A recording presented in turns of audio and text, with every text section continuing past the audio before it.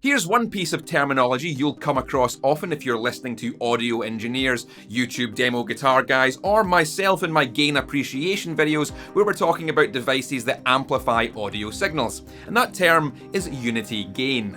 Now, unity gain is a term that confuses a lot of viewers, and I've even heard some people writing it off as some kind of nonsense marketing jargon like the word transparent in reference to a clone. But unity gain has a real, scientific, mathematical meaning, and it's an important one to understand for anyone who has an interest in audio production.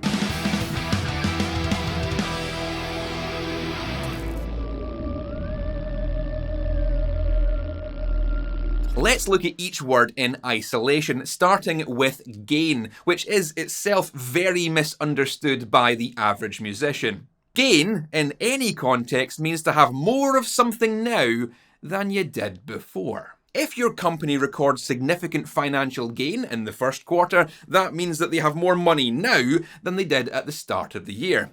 If you go to the gym, lift all the weights and admire your gains in the mirror, then you're checking out how much more muscle you have now compared to when you started working out. Gain in an audio context is no different. When we're talking about signal gain, what we're asking is how much bigger in its amplitude is our signal after it's been amplified. Mathematically, gain is just a multiplication factor. Let's look at an example. Here we have a small audio signal, around 0.2 volts peak to peak, which is common for the output of a guitar pickup. And after it's been amplified by an op-amp chip, the signal is now 2 volts peak to peak. Therefore, we can say the op-amp has a gain of 10. The output signal is 10 times bigger than the input. If we instead set the op-amp to have a gain of 35, then the output signal would be 35 times bigger at 7 volts peak to peak. Now, this description of gain might come as a bit of a shock to the average guitarist who's just been using the word gain to mean distortion this whole time. But gain is not distortion. Distortion is a consequence of gain. It's a side effect of amplifying a signal by a large amount of gain. If we look back at our example here, this op-amp has a hard limit on how big the signal can be, and that limit is set by the power supply. Let's assume this is the op-amp in a tube screamer pedal, running at 9 volts.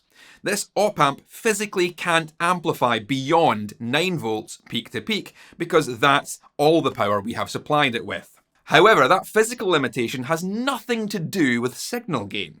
If you were to max out the gain control on a tube screamer, the op-amp would be applying a gain of 118 to the signal, which would give us a peak-to-peak voltage of 23.6 volts. Now, since we have a 9 volt peak-to-peak headroom, we find that while the signal amplitude increased by 118, anything that went above that 9 volt peak-to-peak threshold got distorted instead of getting bigger. So until we reach the power threshold of an amplifier, increasing the signal gain makes the signal bigger, and beyond that threshold, increasing the signal gain makes the signal more distorted.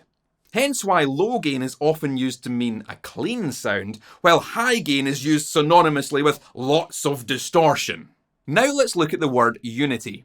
Unity means one. If a team of people have a unified vision for a project, then they all have one singular vision. If you live in the United States, then there are 50 states all acting together as one singular entity, America. The same goes for the United Kingdom, where there are 4 countries pretending to like each other, all acting as one entity for the rest of the world. The European Union is another example. In mathematics, unity literally means the number 1. So if we were to go back to our example and set our op-amp gain to unity, then we are multiplying our signal by a factor of 1, which means its amplitude is the same at the output as it was at the input. Unity gain means that a process hasn't increased or decreased the signal level. The signal level has remained the same after amplification as it was before. The perfect example of this in action is an input buffer. These are single transistor amplifiers which change the impedance of the signal. However, impedance is all we want a buffer to change. So the transistor is set to have a gain of 1, which leaves the signal level unchanged.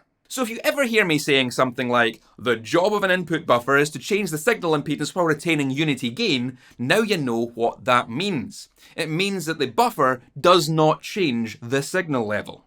While unity gain means the signal level remains unchanged after amplification, that doesn't mean that other aspects of the signal can't have changed, as should be apparent with the input buffer example. We can still compress, distort, filter, change impedance, and apply all manner of manipulations to a signal while maintaining unity gain, which is critical for making accurate and unbiased comparisons between two sounds. This is where you'll hear YouTube demo guys say something like, I've got this overdrive pedal set to unity gain.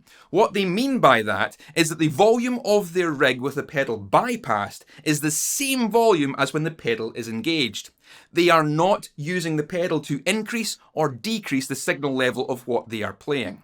This is important if they're trying to demonstrate how the pedal applies distortion, compression, or EQ changes to the sound without having the listener confuse those things for the signal simply getting louder. Our ears are interesting things. They will perceive louder sounds as being different in ways beyond just a level increase.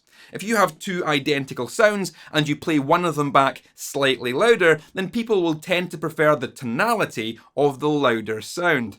So by maintaining unity gain, we can eliminate this human bias from comparing sounds and making it easier to spot things like compression and EQ, which might be more subtle than a volume change. If a demo has a pedal set to unity gain, then they are trying to get you to listen for something that isn't just a level increase, or isn't the level boosting the equipment beyond.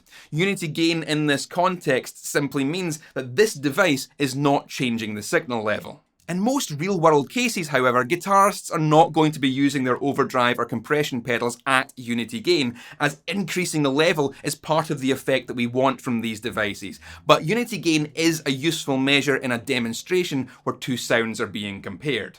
One final point on unity gain. Some people have asked me, how do you set up a pedal to have unity gain? And the answer is simply to use your ears. What you're trying to do is set the level of the effect so that when you switch it on and off, you can't perceive a volume change. Let's recap. Unity gain means that the signal level after amplification is the same as it was before amplification. If you've got any questions that you are too afraid to ask, that you would like to see featured in one of these videos, then please do leave them in the comments. It's always someone's first day in the world of guitar, and I'd like to get you up to speed as quickly as possible. Keep it loud and stay safe.